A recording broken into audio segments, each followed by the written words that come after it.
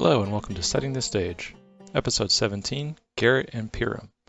Before we get into today's episode, I wanted to remind people that we're still looking for more people to interview, so if you're a DM or you know a DM that might be interested in coming on the show, you can check out more about how to apply at www.gocorral.com/sts. And without any further ado, let's get into the show. Today I'm talking with Garrett. So before we get into talking about D&D and your campaign, why don't you introduce yourself and tell us a little bit about who you are outside of the game? My name is Garrett. Thanks for having me on. I am a dungeon master and an English bachelor. That's part of the reason why I have always been attracted to writing and storytelling and stuff like that. And so, about 6 years ago, when a buddy of mine introduced me to first it was Pathfinder, and then immediately Mhm. after Dungeons and Dragons, I was just like hooked immediately after that. Was that first edition Pathfinder or second? Oh yeah, we played about what 2 games of the first edition Pathfinder, which everyone talks smack about, but I liked it enough to keep playing. Yeah. But I haven't tried the second edition yet, even though I've heard good things. Yeah, I liked the first edition of it, but Uh, by the time I switched over it, I'd been doing 3.5 for a long time, and I was kind of tired of that complexity. So hmm yeah, second edition has, I would say, just as much complexity, but it's more modular because it's all based in feats instead of like class selections. Nice. No, yeah, I've got a couple of friends who run a second edition Pathfinder table, and they've been loving it. Okay, cool. Um, so that's how you got into not exactly D&D, but through Yeah, right. Pathfinder The into world, and and then yeah, yeah, from role-playing games. From there, it was actually, as always, a group of my work buddies, because we were all working at Starbucks at the time, that Uh-huh. I started with a table of 3, and by the end of the year, I had a table of 8, and we kept that table going for about 5 years. Wow. Yeah, that's a big group. Yeah, I would never do it again, and I told them that. Funny enough, the Pyram game, which is the one I want to talk with y'all about tonight, is like my last game we played at that table, and I told them straight out, I'm like, this is after this one, I'm done, because at this was our 4th game. We had started and finished 3 other games over the course of those 5 years. hmm Did you ever consider doing like a co-DM to make the dealing with that bigger group easier? I thought about it. Part of the problem was it was the forever DM situation where the whole table was brand new except for me. Like I was hmm their introduction to D&D. Right. So there did come a point in the later years where there was definitely like weekend moonlighting where I was starting to try to get them all into DMing too, so I could take the load off. Right. My group started getting interested in DMing like when we'd been playing for 3 years, so it's a bit surprising that out of 8 players, none of them would be interested after you said 5 years. Yeah, right. One of them did go on to be a DM actually. We had to move, which was part of the reason the game ended up finishing early. hmm But one of my players is a DM in his own games now, so he gets to come back and tell me about all his stories with his friends. And there Oh, are a that's couple great. others who have done like they've done one shots before and stuff like that.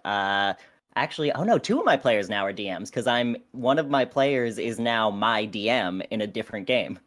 Oh, okay, cool. All right, so you are still playing with well, at least part of the group. Yeah, exactly. With 8, there's a lot of variants, but we're all still on great terms, and they all still are involved in D&D in some point. Okay. So you filled out the survey back in October. Were you still like finishing up the campaign you were DMing at that point, or had you already finished it up by then? We were still probably, I think, right in the thick of it. But this is one of those games that, like, I loved from the minute thought it up, and I knew it would be like perfect for a short form because my plan with Pyram itself as the country or as a location was hmm that in our previous 3 games, they had all been a little more in like a little more classic D&D, I want to say, in that like adventurers from city to city, fighting monsters and defeating bad guys.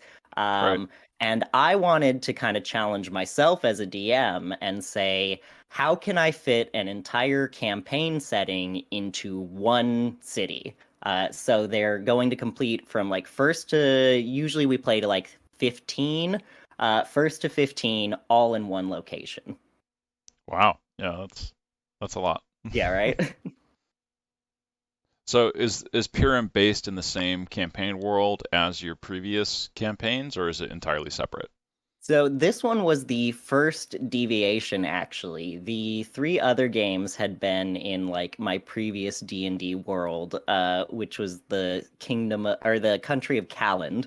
But this one, I wanted to basically go fresh, totally blank slate on it. Partially because once you play enough high level D&D games in any world, I feel like things start getting a little messy, you know? Yeah, definitely. Things had gotten a little ridiculous in there. So we needed a blank slate for them to mess up again. Yeah, I've kind of done that with my campaign world, where yeah, I'm gonna need to take it down a notch for the next time I go back to it. Exactly. All right, yeah, let's get into the setting. So, what is Pyram? Give us like a physical description of. I know it's not a world, but the setting. Yeah, so Pyram itself is kind of the way I described it is this like great oasis of like culture and life in what is kind of this empty scrubland country of Xandis. Pyram itself started off as a small mining town. The mines specifically were of this mineral I made up, catalite, which is an explosive when it's processed in specific ways. Okay. So this small dwarven mining town was kind of barely eking out a living when already the mines were starting to go. And that's what kind of brought in the original lore, the background story for my world is we had these four great heroes who had stopped a civil war and basically saved the country previously before my players start their game. And one of those warriors, Skana Greybreaker, had been a villager in this little mining town. And while she was the most important person in stopping this civil war, she died because of it. So her three remaining friends came to her town and they blessed it. And those three gifts were that one, the crops would always grow. Two, that fresh water would always flow from the top of the hill where the town was. And three, that no one within the town's limits could die in combat. And so this tiny little mining town overnight had been given these amazing magical gifts. And essentially, as soon as the rest of the world found out about it, the rest of the world moved in to capitalize on it. Yes, I was thinking that this is definitely going to have some immigration coming in. Oh yeah, because like basically overnight it because like politics and economics and culture and all this stuff, especially because if you're a rich and powerful and influential person, a city where you literally cannot be murdered is like, number one property. Okay, so you said you can't die in combat, so Yes. you could potentially still poison someone. Would that count? Yes. So the way it works in this system is like combat mechanics are a real thing. So the moment you like make a combat roll, you enter combat, then like the barrier goes up basically. But you can get sick, you can be old, you can be poisoned. You could even potentially like if you stab someone hard enough to kill them instantly, like you could possibly do that. But it's in combat specifically. No one can die. Okay, so because the barrier goes up like at the first blow, that's why you can like cut off someone's head as an execution, and that works, I Mm-hmm. guess. Okay, Exactly. all Uh, right.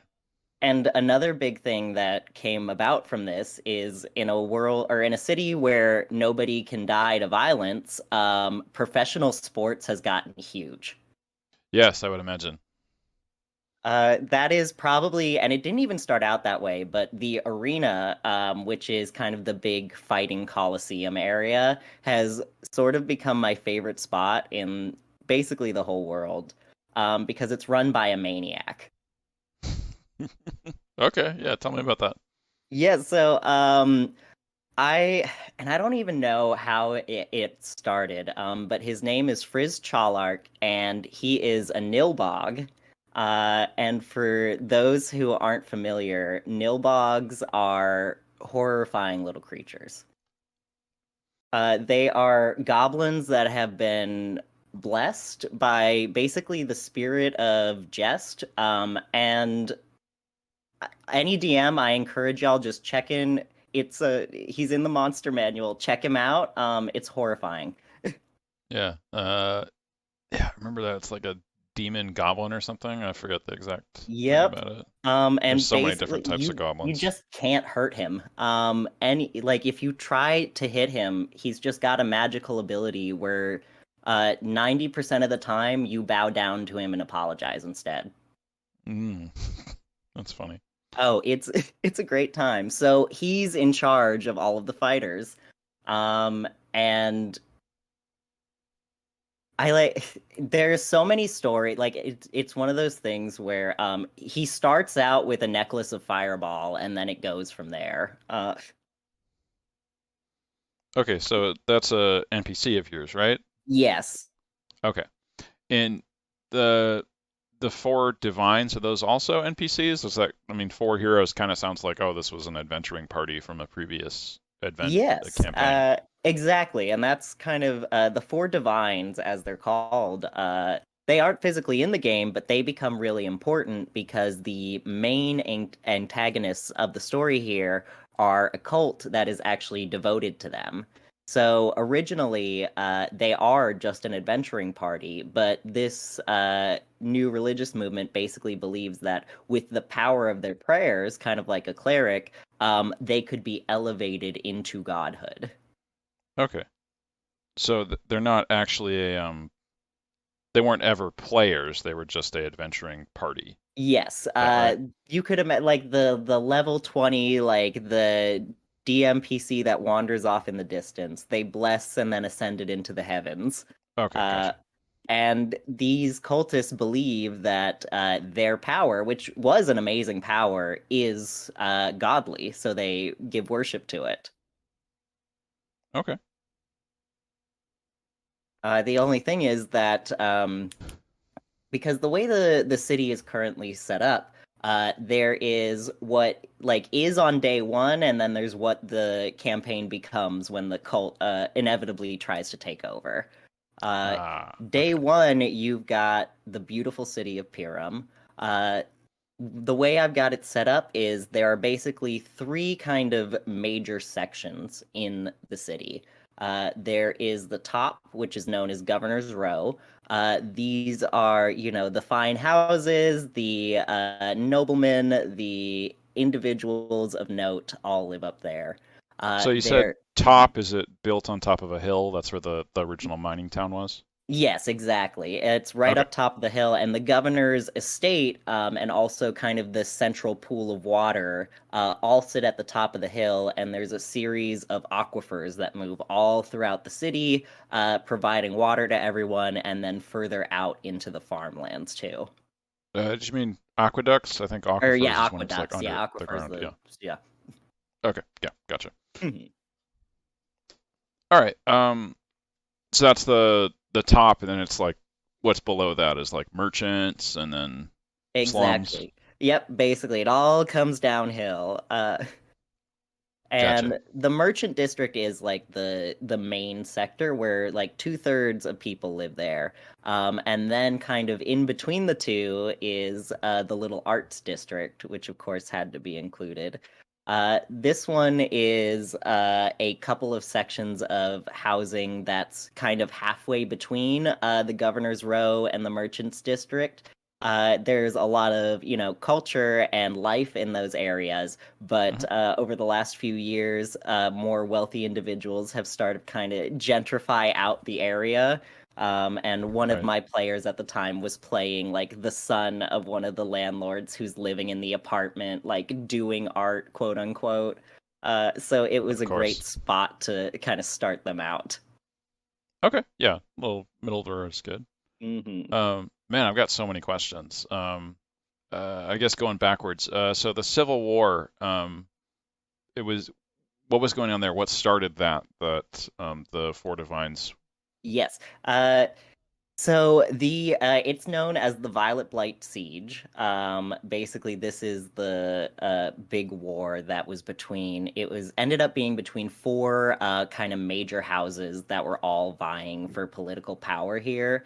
And the general conceit of like historians, everybody posthumously involved in this war, is that it was almost like one of those like almost pointless, like, useless power grab situations that became like an extremely bloody, protracted civil war in an area. And it's only thanks to these four adventurers that peace was brought to the land, but at the exchange of Skana's life. Okay, so they're now turning into gods. Like, can you worship them and get spells from them, like a cleric, or? So that is the belief and the original kind of frontward-facing view of the cult. The cult is the Order of the Four Divines, and the Order has kind of grown in the city over the last year or so because they make all of these wild promises. But behind the scenes, they have actually taken captive and are using the power of a devil to kind of to power their magical energies. Oh, So okay, what so they're they're claiming kind of is con men clerical is then. not. Yeah. Okay. And they believe, like, through the power of their devotion and through control of the city, that this kind of godliness will be attained. Okay, gotcha. Um, I had some more questions about the three blessings. So Mm-hmm. the combat one, I was thinking of another thing there. Like, what if you push someone down a flight of stairs? They, hmm. They probably they would probably be hurt. They may not even I say maybe if they yeah, they would probably because okay, it's not a combat roll. So they would probably make like a dex save, and if you Well, I break your mean, it neck, kind you of is break a your neck. combat roll. You could classify that as a bull rush attack, You right? could. Or maybe not stairs. Maybe if you push someone off like a tall building, and like Right. I'm not the one that killed them. It was the ground. Mm, Okay, maybe you that's a don't good have to point. have an answer for It this. would probably have to go situationally, because Yeah, like if I do that in the middle of combat, my players do try to murder yeah, I one. would feel that would count, obviously. But Mhm. if you do it Exactly, yeah. It as gets a the little fuzzier on the starters, but thankfully, none of my players ever ran into that. okay, yeah. And when I first read your survey, I was also curious about how that worked for sickness. But if it's just combat, then it wouldn't Yeah, affect. no, just combat. Okay, People gotcha, still die of old age. gotcha. I thought about that. I'm like, no, this crit city's gonna get crowded as fuck real quick. Yeah. You mentioned the barrier goes up. So is it like a visible magical effect that occurs when combat starts? No, not really. It's kind of a short way to describe it, but basically the way it works in practice is that nobody like it's almost like an immediate spare the dying spell. Like as soon as you drop in combat, you are saved from death saves. Okay. So yeah, it would literally be like an immediate like a spare the dying cast. Okay. And it only happens specifically in the city limits because at a certain point the party does get on the wrong side of a gang, and they do knock them out and cart them outside the city to try to assassinate them. Ah, okay. But then you'd have to, well, I guess there are city walls, but there must be ways around that, even if there were Hmm. walls. Okay. Um, okay, so that's the combat thing. I had another question about the water thing. Yes. So at the top of this hill, there's a spring basically that's producing water over and over again. Um, Hmm. is it like enough water for however many people live in the city limits? Is it enough water for 10,000 people? But if there were more people, it wouldn't get there. I mean, how much water is produced? It is a significant amount of water, to the point where, like I said, originally most of the country they're in is scrubland, except for Pyrim and like the surrounding acreage, because there is so much excess water. It gets to the point where like water storage is really not a thing at all in Pyrim because there's just always water flowing through. Uh, so one of the big issues is at one point when the cult takes control, they block off the water. They have the devil actually siphoning the water off. Okay. So nobody who has bothered to store water at any point before now becomes reliant on the cult who has sole access to it. And where is the devil siphoning it off to? Just someplace magic? Yeah, I assume he's throwing it in some plane somewhere to make it somebody else's problem. Okay, yeah. Doesn't need to be much more than that. All right. Okay, Someone's having a really bad day. right. Okay, going back just a bit more to the setting stuff. You mentioned resistance to immigration slightly. Was that ever anything that came up during the campaign, or was just that like a little bit of background? Yeah, there is a little bit. The way I described Pyram is that originally, it was a dwarvish city, so you do still see a lot of dwarven influence, especially when talking about like holidays and building structure and stuff like that. Mhm. But Pyram has been growing in 70 years, basically. It's been 70 years since these blessings first showed up, and in those 70 years, uh, the explosion has been like unimaginable. I mean, it was overnight, basically, like rural Kansas to New York City. Uh, so there's so many different types of people in Pyram that it becomes less about like your immigrant status or your race status and more your like political and social status. Okay, Who you are and who you know is 100% more important. okay, gotcha. All right, one more setting question before we get into Mhm. the cult activity. Um, you mentioned there are other gods outside of the four divines that are more like the actual force that exists in the world. Mhm. Um, what are those? Did you come up with your own gods, or are you using the like official D&D gods or something like that? Yeah, I stuck with the Pantheon. The way I have it set up in Pyram is because there's so many different types of belief, especially in the D&D world, like just looking down the list of different gods you can choose to worship. Hmm. So it's sort of a, free expression, especially in the city of Pyram. But the whole thing there is that they can't show preference, which is why the cult originally begins to have problems with the city, is because the cult wants to be in charge. Okay. So the city doesn't have a preference for like Moradin or a different dwarven god with that being the original founding? Exactly, yeah. They don't have a hard preference. As long as you're not, committing murders in the name of one of the gods of destruction, you're good. Okay, gotcha.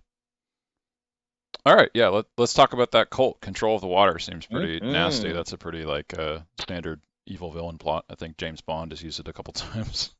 Oh yeah, right. And I kind of buried the lead a little bit because the most fun part is when they originally do take over the city.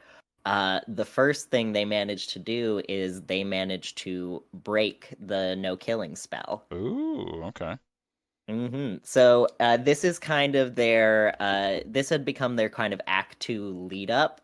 Is the cult had spent the entire kind of first section building power and operating behind the scenes, trying to gather enough materials to kind of attempt this coup and break the magic spell. And when they did, it was kind of a fell swoop.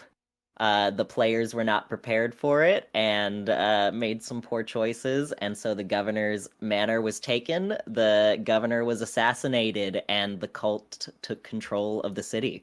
Okay. Yeah, that's a lot of stuff. So they've got this powerful demon that I guess helps them break Hmm. that blessing that prevents death.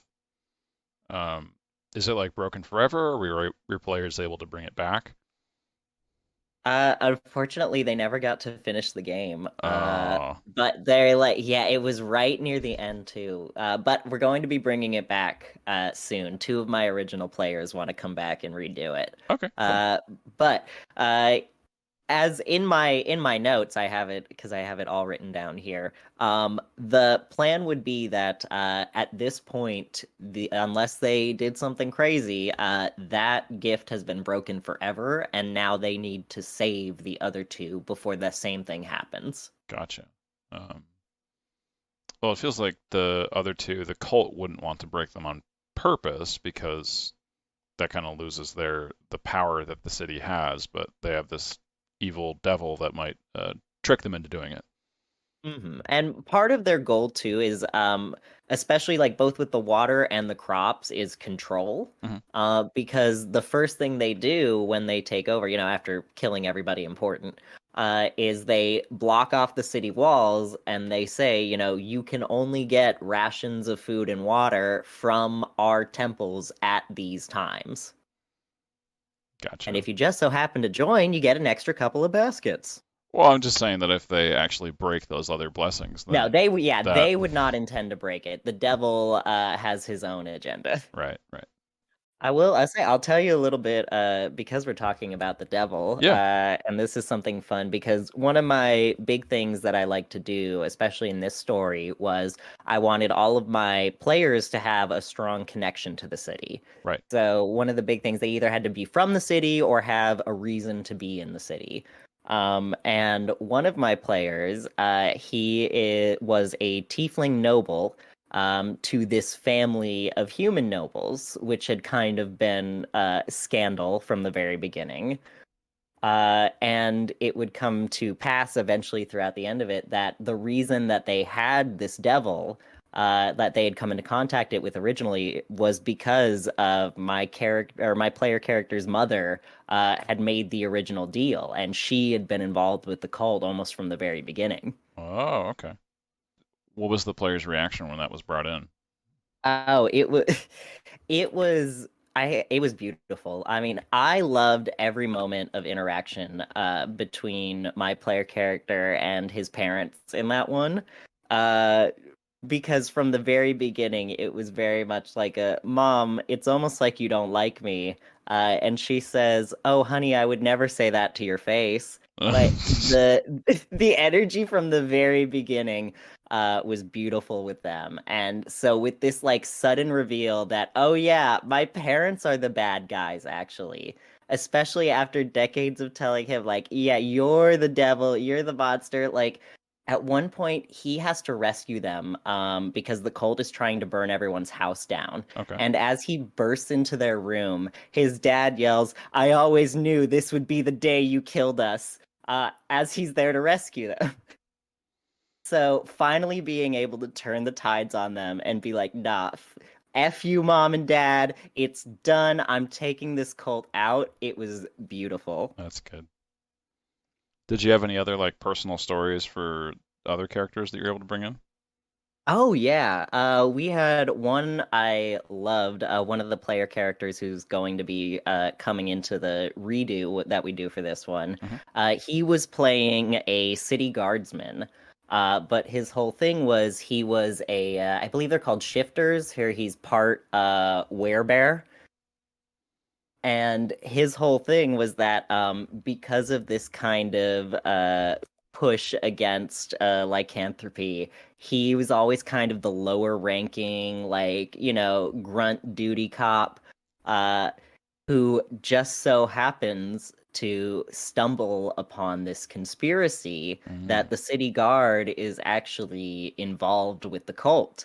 And as he kind of starts digging in deeper and deeper, his captain, who has always been on his side and always been rooting for him, tells him, like, hard, drop the case. Like, and it becomes a huge moment between myself and the character, because this is like his thing is he will not, like, he is a detective through and through. He is a man of honor through and through, even if the city doesn't recognize that. And it comes to a point where he literally becomes like the rogue cop, had to leave the precinct to uncover the crimes, and it became an amazing arc with him. That does sound very fun. It was a great time. The only problem is he was about to do his big confrontation with his former chief, and that was the fight we like stopped at before we could Oh. continue it. So you stopped because people moved away, right? Yep, we moved, myself and two of the players moved to a different state. And then another one graduated from grad school and is now like working in a biotech lab and some other stuff. It's like people got busy. Yeah. So you haven't considered doing like a virtual tabletop to finish it up? We did for a little bit, and we did for COVID, because once that started, like obviously we went all Oh virtual. yeah, yeah. We were on Roll20 for a minute, and I've got most of Pyram actually in Roll20 because we were doing it virtually at the time, but it just became one of those things where like the schedule never worked out. Which you'd think with 8 people I could get the majority to the table, but Right. it wasn't happening. Oh, okay, I'm sorry about that.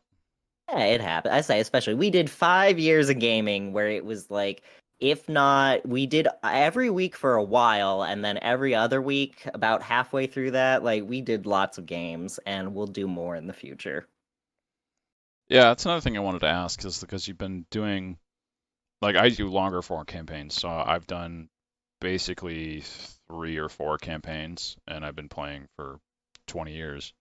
And you've done what you said 3 before this. This is your 4th in 5 years. So Yep. you're doing much faster campaigns. Do you feel like you're able to tailor them better to your players because you're doing them faster that way? I think so. I think part of it is the way I write my games is I kind of set them up a little more narratively, and I think part of that is, I have an English degree and that's kind of where my background is. Hmm. So I'll like start writing a campaign and I'll have like, okay, I've got like my strong hook, and then I've got a rough idea of like what I want the ending to look like, and obviously, the players through their campaign will shape that. But when I go in, I've already got a rough idea of kind of where the ending is going to be. And so I think it's easier for me to kind of tell that direct story. And it really helps that I've got players who really love to be involved in my world. And so the minute I kind of give them like the basic rundown, they're like, okay, my guy's from this town and he's involved in this, and that's why he gets into the story. And so that's like a big help because it makes it even easier for me to kind of weave those character backgrounds into the story. Yeah, yeah, definitely. When you have that type of buy-in from your players, it can be much easier for that stuff. Hmm. Uh, yeah, anything else you want to talk about? I'm like, part of my thing is like, I just want to talk about all my games. I like, because I'm actually running another game right now, Oh yeah. which is barely D&D at all, because that one, it's like a time and space jumper adventure. Oh, I'm actually thinking about doing one of And those for my next campaign. I highly recommend it. Highly, highly recommend it. The way I've got it set up is I've got 4 players at my table there, and I call it my gold game, literally, because they're 4 very experienced players who I specifically like a lot, Hmm. and I brought them in on this. And the way it works is they're all from different realities, and they just happen to fall in together to defeat a, galaxy-ending threat. And part of the fun part too is that 2 of the characters, like one is from a dystopian future, and the other one is from the dystopian future of that dystopian future. All right. Also, I have 2 space cowboys somehow. Yeah. All right. That's of course you do. Yeah, right. But no, Pyram, it's an amazing game that I love a lot. I've got literally piles of stuff. I'm like, I don't want to talk about it too much, but I did make up a whole sheet of fantasy drugs for the players to do. Oh,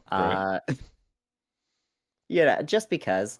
Uh, and part of it too is, oh, I didn't even mention the tunnels. Oh, there are tunnels. Yes, there are extensive tunnels. Because one of the things is, as a former mining town, Right. there are series of old shafts and mine tunnels and things like that. And at this point, it is on the books illegal to enter them because old mine shafts are not safe. They collapse and people die in them. Also, they're, full of beasts and monsters, depending on how far down you go. Right. But this labyrinth, it connects into the sewers at certain points, and it basically means you can make it from one end of the city to the other entirely underground. So there's a lot of crime that goes down there. Okay. So is there any actual mining that's still happening in the town, or is that kind of like died out in the face of all these other industries taking advantage of the free resources? Right. There is very little actual mining. Part of it is because the catalyte mines were dried up. There are some still remaining, which is very exciting because I love saying the city is built on explosives. Uh, but there's also kind of the big industry in the area, which is the Hammerhide Silver Refinery. And this one is fun because I love my zany NPCs. All of my dwarves have like country accents because I can't do a Scottish accent. Okay. Uh, so he is a good old country boy who owns the silver refinery. And the way it works here is kind of his edge is that he's got his situation at the edge of the warehouse district, but instead of like being near a mine, he's just got a teleporter. So he will send his workers like magically to the mines every day, so they can get like the extra dangerous or extra far out mines and bring the silver back in to be processed there. Gotcha. And that's where a ton of the extra, like if you don't work at the arena or something like that, chances are you work at the silver refinery. I feel like I also have to mention for my players, because it's their favorite spot, I have to give a shout out to the Bad Zoo, which is another feature of the town. Yes. So originally it was just the zoo, but then a better zoo showed up and they had to change their name. The Bad Zoo features all sorts of fun little creatures. You've got some rust monsters, some oozes. There's an old hellhound that's there. It's literally just a tiny, shitty zoo full of like weird and kind of ugly monsters, and the guy who owns it loves them so much. I don't know. Rust Monster sounds like a pretty cool zoo. You just It's fun, yeah. have They to keep it in a their wooden first cage. mission, the first mission is actually the rust monsters escape, and the players have to go like hunt them down and tranquilize them to bring them back to the zoo. Oh, that's fun. Well, speaking of the explosive stuff that is all over the town, did you use that for anything else besides dynamite? Because I feel like, once you have explosives, you can figure out lots of other like guns, grenades, that kind of stuff. Oh yeah, so I had up until this game put an explicit ban on explosives. Because one of my player characters really, really, really wanted to solve all of his problems with explosives. So this was the first time I let him loose in the city. Yeah, how'd that go? It was a good time. Like I said, there was the situation where at one point the cult was trying to burn everybody's houses down. There was also comes a time in the arena, because with when the cult takes over, the arena, which has been used for combat, is basically seized by them, and they turn it into basically a giant like mega temple. Okay. But Frizz, the owner, being an insane person, lets the party know that when he had the arena built, he had the catalyte explosives set underneath the arena in case he ever needed to blow it up for any reason. What kind of So, level of paranoia of that is like, yeah, I put a bunch of bombs in my house in case anyone ever took like just in invaded. case, Yeah. The best part is he's got a terrible character voice, which I'm sure many of my DMs will understand about, in the fact that like it's very funny, but it hurts a lot to do, so he can only do like special cameos. Oh yes, I was doing one of those for my last session where it was a character that hadn't spoken in like 15 years or something like that. I'm trying to get that much like my throat hurts from talking so much. Right? You got to get the rust on it, and Yeah. that's very much Frizz. He's like, "What's up?" And yelling like that 100 times is very fun. Yep. But yeah, no, he part of their mission becomes they have to sneak in under the nose of the cult and get the remote detonator so that they can blow up the arena. Oh, of course. That became an extra fun one because at one point one of the players got caught and had to lie his way into getting initiated into the cult. Oh, okay. Which was gonna be like it was gonna be one of those great things to come up later when he gets a little mind control on him. But unfortunately, I never got to use it. Oh. Right? That's always the tragedy. But I'm very excited. Like I said, I'm going to be running this game again for my two returning players, and then a handful of new players. And so I'm excited to see them make many of the same mistakes.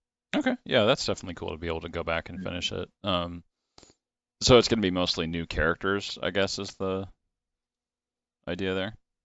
Likely that's the plan. Like, I have offered it to my my old players that if they wanted to return their characters, they definitely can. But I think one of the fun things about Pyrim is that they have a lot of options depending on where they want to go. And my one player who is playing the detective, he is notorious for like halfway through the game deciding he wants to play a new character and switching him out. He is also the one I always accidentally kill. Uh, like, because in my games, like PC death is definitely an option. Like, I'm not out of my way to be mean about it, but you know, my villains are tough and they are trying to kill people. And it just so happens that this player always like dies in a liquid. We're realizing like at one point he drowned in the mud. And then at another point he fell into a lava pit, and then at a third point he was killed by a tsunami of hot soda. And that's how all three of his characters have died. Got to do acid next. Yeah, right. We're waiting for it. He almost took the fall into a pit path in one of their last games, and it was literally he did a 50-50 roll on whether he was going to take the path that would kill him or not. Not knowing it was the path that would kill him, and he just managed to avoid it. Yeah, I mean, at some point you just have to recognize the problem and start playing like a aquatic character or something like that. Yeah, right? Yeah, that sounds fun. Like having that kind of No, accident that happens that ends up being like a inside joke. oh yeah, and I don't mean to do it. It just keeps happening. So now anytime he's near a body of water, like of course they got a joke about it. hmm But no, I love running D&D, and I am excited to actually try to rerun Pyram because one of the games I'm running currently is actually a rerun. I actually call it I refer to it as my baby's game because I feel like it is a perfect like introduction to D&D game the way I have it set up. Yeah. And it was the first campaign I ever ran for my like first 5-year table, and now I am running it again for a whole new table of brand new players. That's cool. Right? I love D&D, honestly. That's always been my thing, and I don't know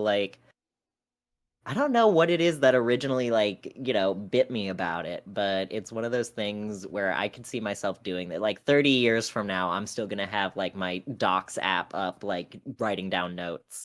Yeah, definitely. It's just because you can do so many different things with role playing. Like you can, No. you get so much of your own creativity to include, and then other people get to add on to it. It's a really great experience. Right? We all get to tell the story together. And that's like one of the things I tell my players, like session 0. It's always like my goal is always I want us to tell a really cool story and I want everyone to always leave the table feeling like they got to do something great. Is there anything else you wanted to talk about? I think that might be about it for me. I will highly recommend to do your time and space jumper game. I'm loving mine right now, and I don't think you'll be disappointed. Yes, I definitely will. It's more just a question of when it's my turn to DM again, because my Yeah, players right? do switch off a little bit with me. So See, I wish I'm like, we're starting to get everybody into the rotation now. We're working on them. yeah.